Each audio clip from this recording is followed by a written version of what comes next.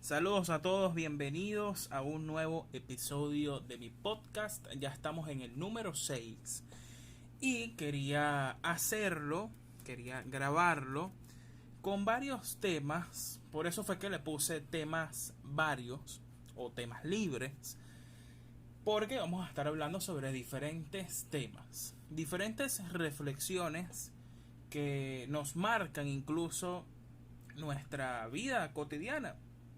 Hay cosas que normalmente siempre pasamos a lo largo de nuestros días, de nuestras horas, nuestros minutos, nuestros segundos, y que muy poco probablemente les paramos bola, como decimos por acá, o les prestamos atención. Antes de comenzar con este episodio, te invito a que me sigas en mi cuenta de Instagram, @mfigueredo con el final, la misma en mi cuenta de Twitter. Comento absolutamente de todo allí.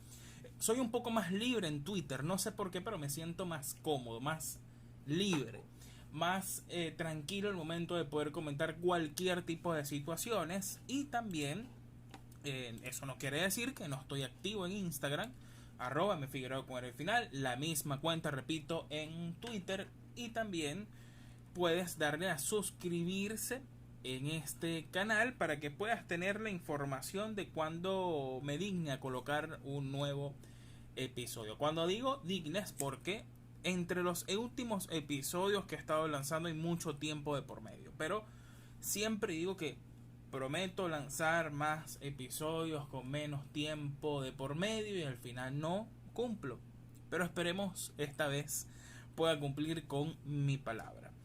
Te invito a que estés pendiente de este episodio, a que te quedes para que lo escuches completo. Voy a tratar de hacer un episodio rápido, un episodio corto, para comentar sobre diferentes temas de nuestro día a día. Así que, sin más nada que agregar, te habla por aquí Manuel Rodríguez y comenzamos este nuevo episodio. Adelante.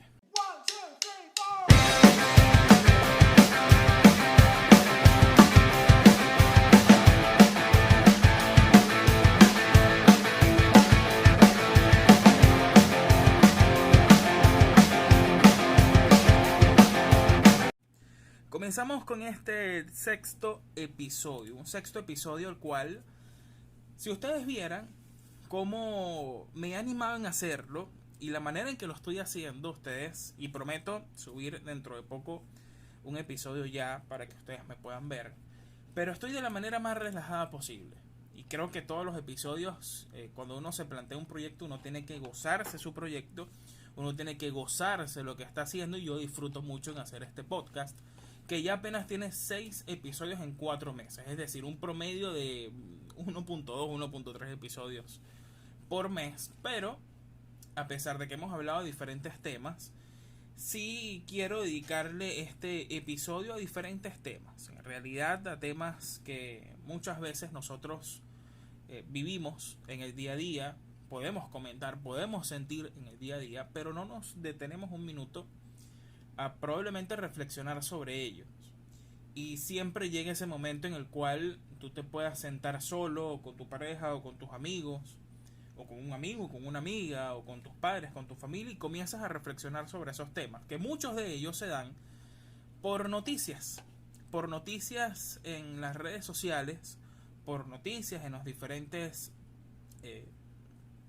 portales de noticias digitales, que te pueden dar una especie de orientación en lo que está pasando en el mundo. Cuando yo digo orientación es porque no siempre lo que vemos en los portales de noticias es lo que realmente es, o lo que realmente sucede, porque siempre los medios de comunicación han maniobrado la información a su manera, ¿no?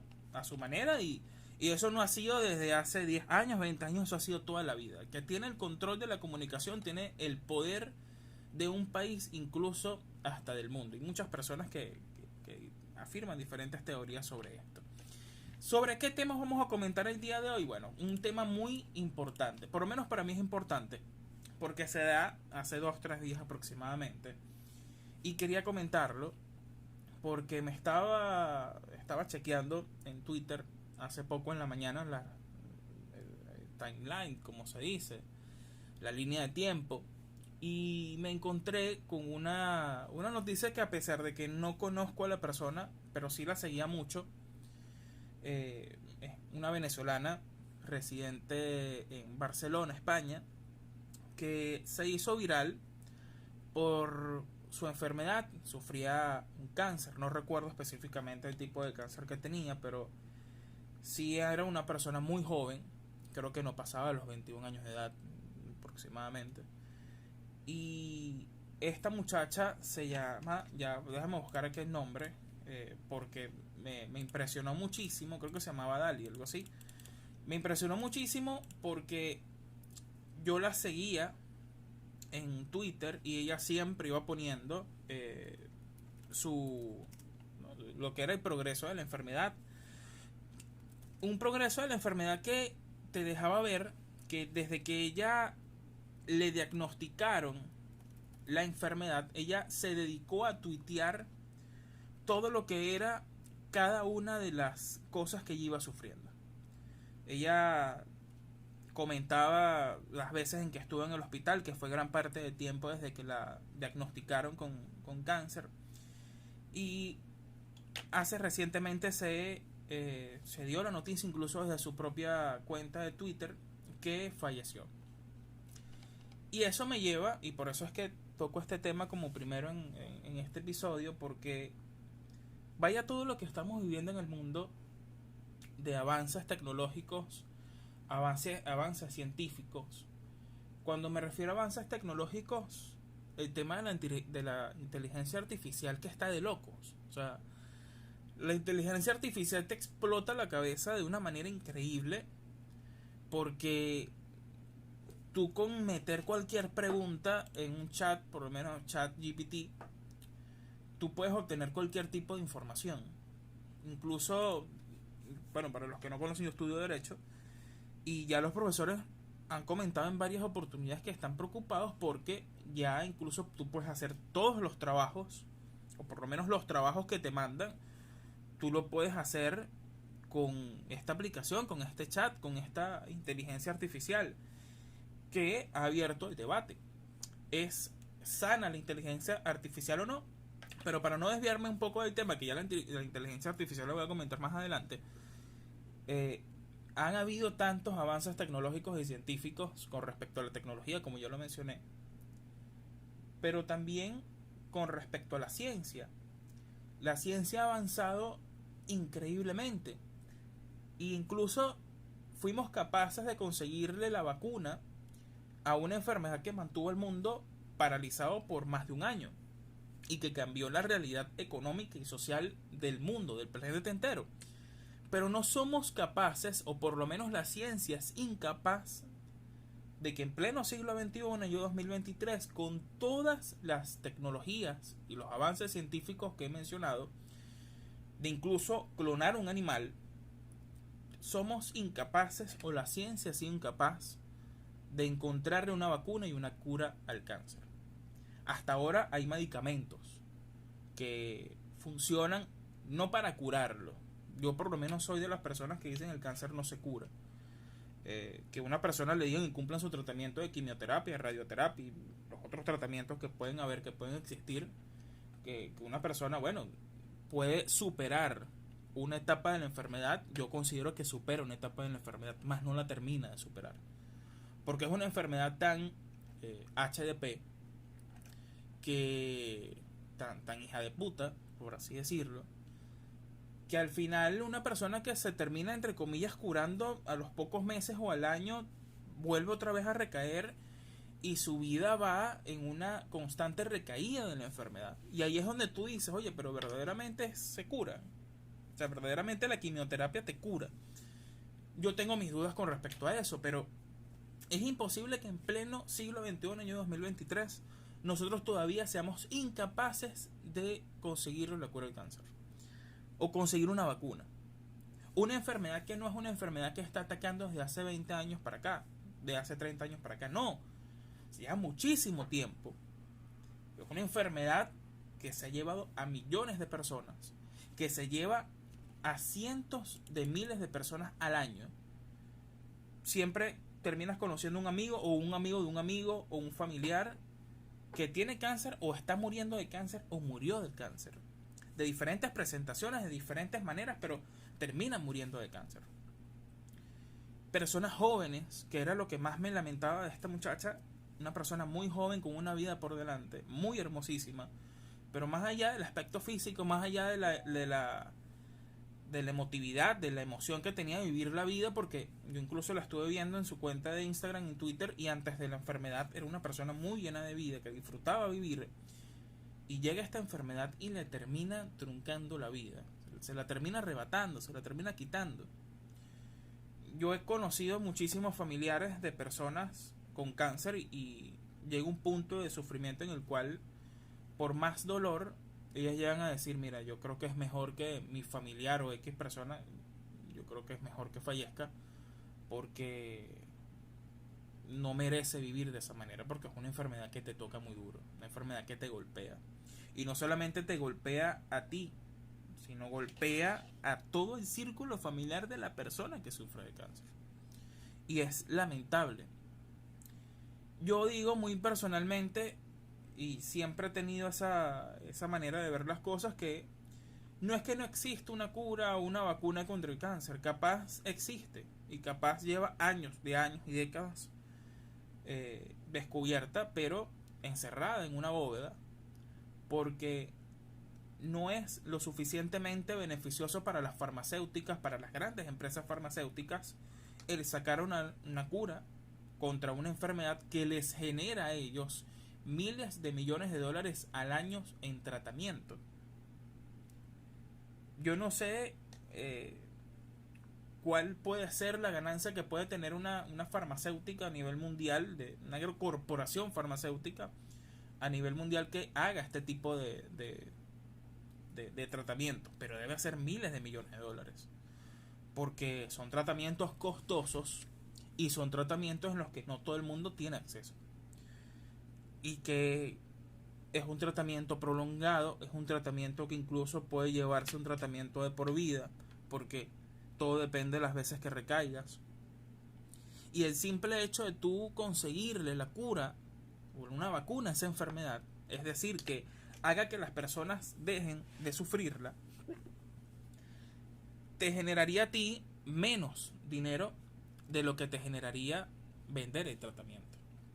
Hace poco una amiga me comentaba, yo escribí eso por Twitter y una amiga me comentaba, investiga el caso de una persona que descubrió una vacuna contra el cáncer, desapareció y murió. Y como eso, uno lee esas historias y uno se llena de más dudas de que si la salud verdaderamente es algo humano o se termina convirtiendo en un negocio para las grandes empresas farmacéuticas, para las grandes empresas que tienen clínicas, grupos clínicos a nivel mundial. Para mí la salud para ellos, y por lo menos para el sistema capitalista, y meto el tema de la política, la cuchara de la política, porque incluso es parte de un modelo capitalista que es tan feroz, es tan salvaje, que simplemente no le conviene que salga la cura de una enfermedad, porque le genera más dinero, más ganancias vender el tratamiento que vender la cura de esa enfermedad. Porque la cura nada más es una sola vez, te la tomas y te curas. En cambio el tratamiento es prolongado. El tratamiento, necesitas de ese tratamiento para poder sobrevivir, y ahí es donde vienen las grandes contradicciones. Al final todo en el mundo es negocio, todo en el mundo es a base del cochino y puto dinero. Muchas personas incluso dicen el dinero no compra la felicidad. Bueno, hay que debatirlo, porque vivimos en un mundo tan consumista que incluso hasta la felicidad se puede poner en dudas al momento de que tengas una cantidad de dinero, que no es el deber ser. Pero incluso vivimos, insisto, en un mundo tan consumista que hasta la felicidad se pone en duda cuando hay o no hay dinero. Eso lamentablemente es lo que estamos pasando en el mundo. Y como yo mencionaba para pasar al otro tema, la inteligencia artificial, y es parte de eso. Tenemos muchísimos avances científicos, muchísimos avances tecnológicos, y uno de esos avances tecnológicos es la inteligencia artificial. ¿Qué tan sano es tener una inteligencia artificial? Sano no en el sentido físico, sino en el sentido de sociedad. Para mí vivimos en una sociedad muy decadente. Es una sociedad que cada día pierde las bases fundamentales que la hacen ser una sociedad. Y no vamos a hablar sobre temas de que el hombre es el que trabaja y la mujer es la que se queda en casa, no, porque eso no es valores, eso es machismo, eso es una cosa totalmente diferente. Una sociedad debe tener bases de valores sólidas a lo largo del tiempo, a lo largo de las décadas, que uno más bien tiene que solidificar con cada generación que va pasando. Pero vivimos en una sociedad tan asquerosamente cochina, tan asquerosamente perdida, que incluso el tema de la inteligencia artificial podemos verlo como algo incluso que vaya contra la propia humanidad, contra el propio desarrollo de los seres humanos. Para mí, nosotros no estamos por lo menos preparados para tener una inteligencia artificial lo suficientemente desarrollada. Y hace poco yo estaba escuchando un podcast que decía, vaya todo lo que ha cambiado el mundo de diciembre a hoy, a abril. Y el mundo ha cambiado muchísimo. Para el año pasado, para la mitad del año pasado, la inteligencia artificial era nada. Para hoy, un año más tarde, la inteligencia artificial lo es todo.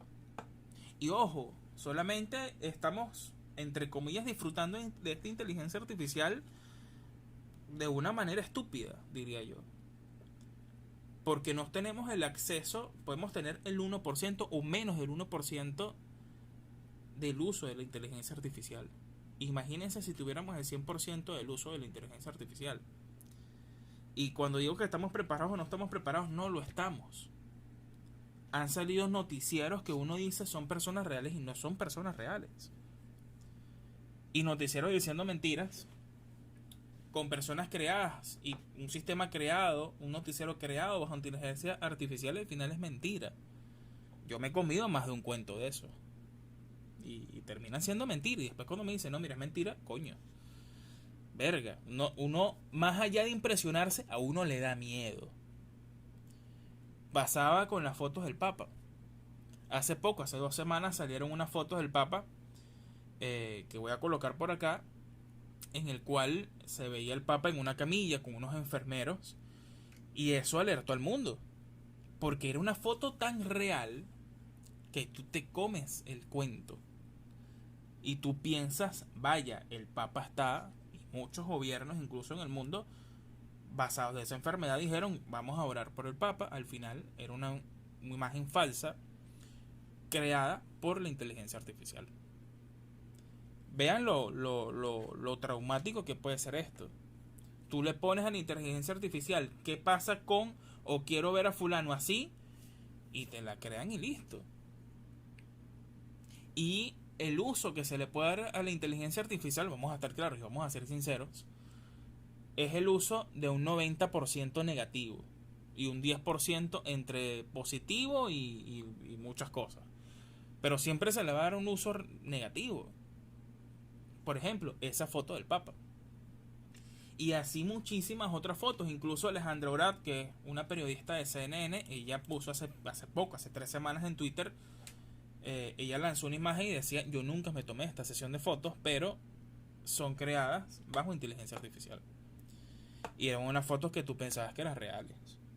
Unas fotos muy bonitas que se dejaba ver al principio que podía, sí, estar retocadas por Photoshop y todo eso, pero al final ella misma dice que no son fotos reales, que son fotos creadas bajo inteligencia artificial. Y así con muchas cosas. Y al final incluso podemos tener hasta una sociedad ficticia, una sociedad artificial, una población humana artificial. Ya llegará el momento en los cuales los actores de Hollywood, en las películas y en las series, a pesar de haberse muerto, haber fallecido, sigan haciendo películas y sigan haciendo series por la inteligencia artificial. Y dirán muchas personas, pero es que eso está bien, es la tecnología, es el avance, es el progreso. Sí, puede ser muy progreso, puede ser muy avance, pero ante todo avance tú tienes que ver si tú estás preparado para ese avance. porque no todo avance es bueno. Si tú no estás preparado para ese avance y el avance se da, no lo vas a saber aprovechar. Vas es a aprovecharlo de la peor manera. Esos son los peligros de la inteligencia artificial. Que por cierto, el chat GPT, perdón, o GPT, como usted quiera mencionar, no está habilitado para Venezuela. Yo me traté, incluso creé una cuenta, pero cuando me metí a interactuar en el chat, tuve que utilizar VPN porque no está habilitado para Venezuela. Con el VPN sí pude tener acceso al chat, pero al final no está habilitado para Venezuela. Entonces, las personas que quieran meterse en esto y saber un poco que, bueno, están en Venezuela, les recomiendo que activen su VPN y para que el localizador los ponga en otro país y que los deje interactuar con este chat. Es muy interesante, sí, porque es bastante interesante. El tema es que volvemos al punto, a la pregunta principal. ¿Es realmente, estamos realmente preparados para este tema? Yo digo que no. Muy en lo personal, pienso que no estamos preparados. Porque, bueno, por todas las cosas obviamente que estamos viviendo, por la sociedad que tenemos hoy en día, y al final son cosas que debemos manipular mucho con cuidado. Y debemos de ser muy cuidadosos con la tecnología. ¿Cómo usar la tecnología? Eso es importante. La tecnología, por más avanzada que sea y por más importante que sea, siempre va a estar bajo el comando de un humano. De un humano, perdón. No se me entendió muy bien. De un humano. Y ese humano es el que le va a dar sentido a esa inteligencia. Puede ser una inteligencia artificial, puede ser una tecnología muy buena y que se puede utilizar para muchas cosas, pero quien la maneja, no tiene el verdadero sentido de lo que tiene en sus manos, olvídate. No va a ser usado de buena manera. Y en eso estamos claros. Vamos a cambiar un poco drásticamente estos temas que hemos hablado en estos ya casi 22 minutos de programa que tenemos, de podcast. Siempre me confundo en programa y podcast. En podcast que tenemos. Para comentar otros temas de América Latina. Ya abandonando un poco el tema científico, abandonando un poco el tema tecnológico. Hay cosas que están pasando en nuestro mundo. Y hay cosas que están pasando incluso en nuestro continente. Noticias como las cuales que Rusia y China se están acercando a América Latina no es nada nuevo. Se está dando un movimiento muy importante en el mundo, que para mí el tema de Ucrania es fundamental en esto, porque el hecho de un conflicto en Ucrania le dio al mundo la posibilidad de tener una alternativa, y una alternativa de enterrar definitivamente el orden mundial que se estableció desde 1945 con la Segunda Guerra Mundial, al nuevo orden mundial que tenemos. Probablemente esté naciendo a partir de estos años, que es un parto del nuevo orden mundial que no se da solamente en el año 2023, es un parto que viene de tiempo. El tema de que Estados Unidos progresivamente ha perdido la hegemonía económica a nivel internacional es importante, y no es algo que viene del año 2023, es algo que viene del año 2015, 2016, incluso desde hace mucho tiempo, cuando China comienza a posicionarse como la economía más pujante del mundo, y ya China se consolida como la primera economía a nivel mundial, y eso lleva a que China, primera economía a nivel mundial, Estados Unidos, segunda economía a nivel mundial, lleve a que al China estar de primer lugar se dé un movimiento de orden mundial, porque incluso se está viviendo en estos momentos, y hay un enorme debate con respecto a eso, qué tan fuerte puede ser el dólar en estos momentos, o qué tan seguro puede ser que un país siga comercializando con dólares cuando ya hay más países, y países importantes, que están abandonando sus principales transacciones en dólares y adoptando monedas como el yuan. Y es el posicionamiento de China a nivel mundial, posicionamiento que ya está llegando a América Latina. China ya tiene mucho tiempo metido en América Latina, y probablemente China tenga más presencia económica en América Latina que los Estados Unidos. Y a ese nuevo orden mundial, que no solamente es desde China, sino también involucra mucho a los países del BRICS. Los países del BRICS es Sudáfrica, India, Brasil, Rusia y China. Se plantea el BRICS como una alternativa a ese nuevo orden hegemónico económico. Y ya está teniendo un impacto importante en América Latina. ¿Hasta cuándo estaremos utilizando el dólar? Por lo menos en América Latina, que el dólar sigue teniendo una presencia predominante en América Latina, obviamente, no solamente por la economía, sino que todas las economías latinoamericanas dependen del dólar. Pero está llegando el momento en el cual esas economías que dependen del dólar, dependen directamente del Banco de Tesoro de Estados Unidos, comiencen a, vamos a decirlo, migrar al yuan con respecto a la presencia que tenga China y Rusia en el escenario latinoamericano. Escenario latinoamericano que está cambiando de una manera interesante. Y parte de esos cambios es que, y nos vamos a Argentina para comentar una noticia acá que tengo desde hace rato, y para mí, créeme que me entra un fresquito. Dice, el presidente argentino anuncia que no irá por la reelección. ¿Qué es lo que ha pasado en Argentina en estos últimos años? Si bien hemos visto o nos alegramos un poco cuando Alberto Fernández ganó la presidencia en Argentina, ya nosotros teníamos la idea de cómo iba a ser un gobierno de Alberto Fernández.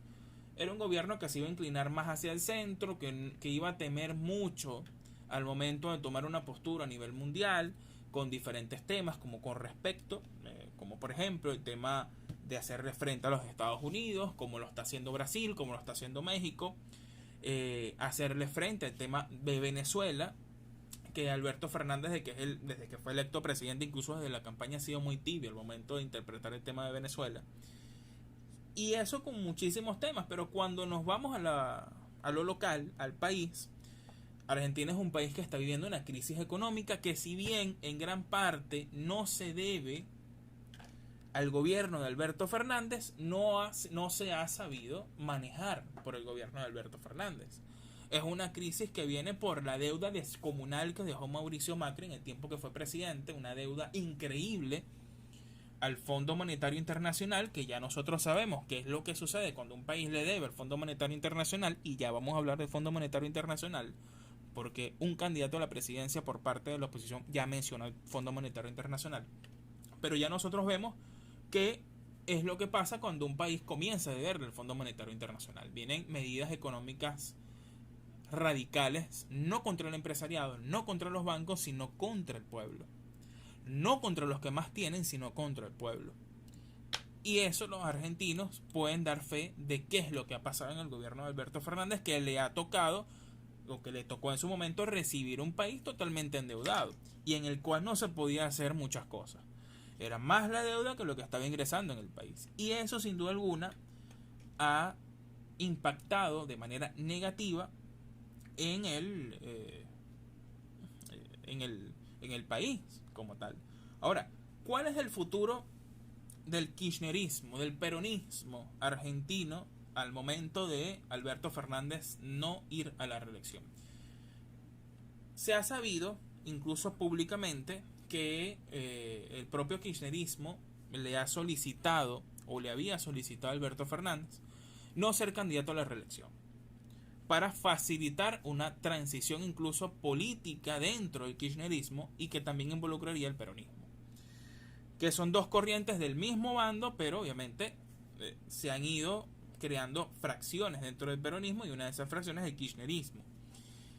Al parecer, estas dos corrientes le pidieron formalmente a Alberto Fernández que considerara no presentarse para un segundo periodo como presidente, y este termina aceptando, podemos así decirlo, esta propuesta de su bando político. Cuando leemos un poco el texto de Sputnik, dice: el mandatario publicó un extenso video titulado Mi Decisión, en el que enumera logros de su gestión e indica que el 10 de diciembre entregará la banda a quien haya sido legítimamente elegido en las urnas por el voto popular, y que trabajará fervientemente para que sea un compañero o compañera de su espacio el que asuma el ejecutivo.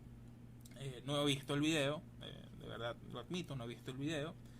Pero en la noticia en realidad no tiene gran información. Dice: el mandatario advirtió, tuve un lapsus, que el oficialista Frente de Todos necesita generar un nuevo ciclo virtuoso en el que otros se empoderen para volver a conquistar los corazones de quienes siguen mirándonos como el espacio que garantiza que no volverá a la derecha a traernos su pesadilla y su oscuridad.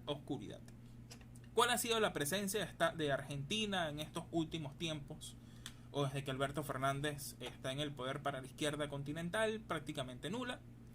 Sí podemos decir que ha tenido uno que otra posición que hay que agradecer con respecto a nuestro tema, el tema de Venezuela, pero hasta ahí.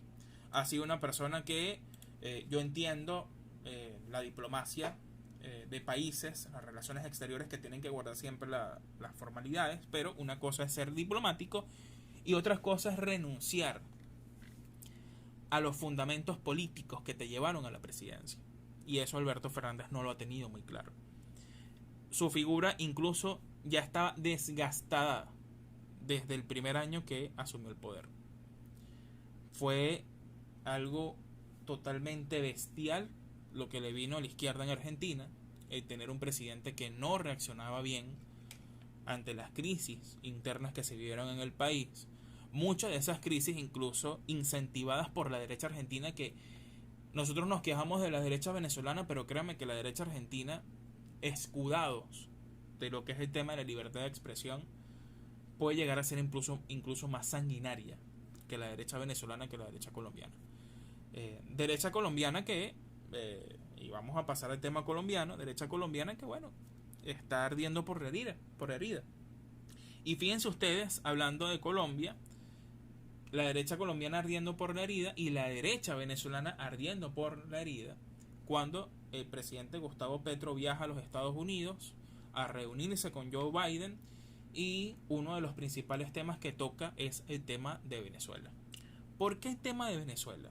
¿O por qué Colombia está tan interesada en buscar la paz y la normalización económica en Venezuela? Primero y principal, porque hay que aceptar, muchos venezolanos se fueron a Colombia, y eso, el que Venezuela esté bien, haría que muchos venezolanos regresaran a nuestro país. Pero más allá de eso, lo más importante es que una normalización en el funcionamiento de nuestro país, en la parte económica, Colombia se vería también muy beneficiado. La economía venezolana depende mucho de la economía colombiana, y la economía colombiana depende mucho de la economía venezolana. Es una economía que se retroalimenta, que incluso históricamente hemos nosotros sabido que es más lo que la economía colombiana depende de la economía venezolana que viceversa, por muchísimas razones.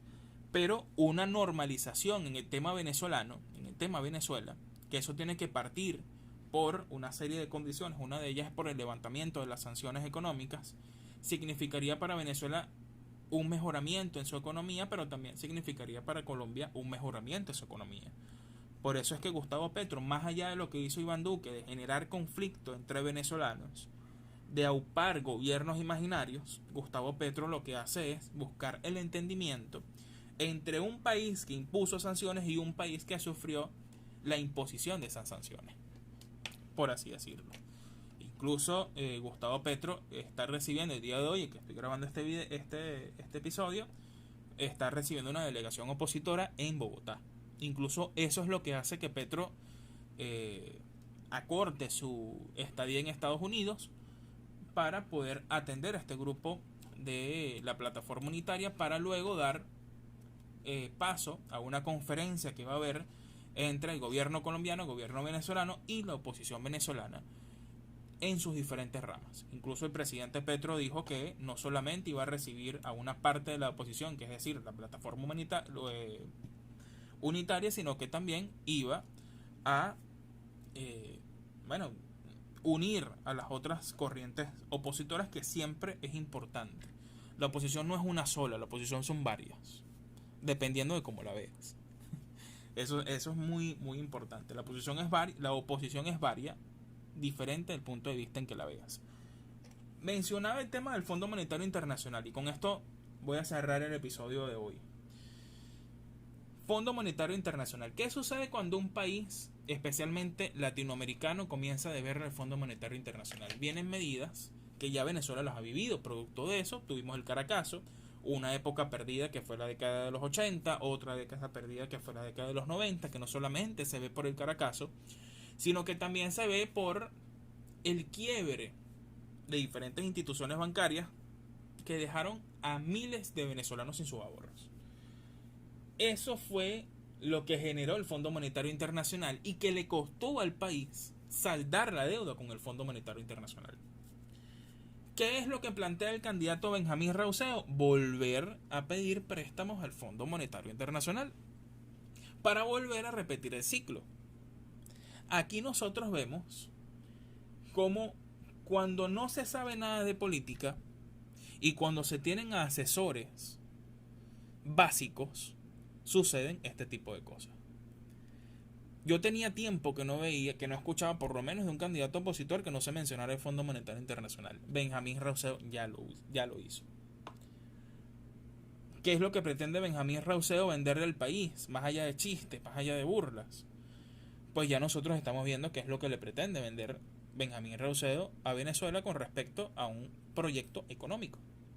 Y es el endeudamiento progresivo de un país para hipotéticamente, cuando si llega a ser presidente, que es un mundo de fantasía, o como dicen por ahí Narnia, cuando llegue a ser presidente, se endeuda el país, podemos vivir 5 años de supuesto crecimiento entre comillas, pero el momento de salir del poder y a quien le toque asumir la presidencia en ese momento, le toque recibir un país endeudado. Vean el caso de Argentina, que ya lo mencioné, por eso fue que saqué el tema del Fondo Monetario Internacional. Vean el caso de Argentina. ¿Le valió a Argentina la pena endeudarse con el Fondo Monetario Internacional? No, no valió la pena, porque no generó nada productivo para el país en la parte económica. Lo que generó fue una disminución en la economía de Argentina. Economía argentina, que era una de las más importantes en América Latina, incluso, y a nivel mundial también. Pero bueno, eso es lo que estamos viendo, eso es lo que estamos viviendo en el mundo de hoy. Creo que ya llegó el momento de cortar esta charla, esta reflexión, sin antes decirles y aconsejarles que vivan la vida. La vida es una sola y al final terminamos siendo momentos. Momentos que dependiendo de nuestras acciones pueden ser momentos buenos o momentos malos.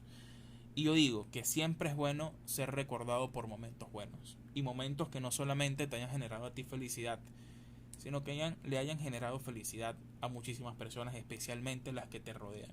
Porque al final eso es lo más bonito. Esa es la huella que siempre vamos a dejar en el mundo. Espero les haya gustado el episodio de hoy. Por aquí les estuvo hablando Manuel Rodríguez.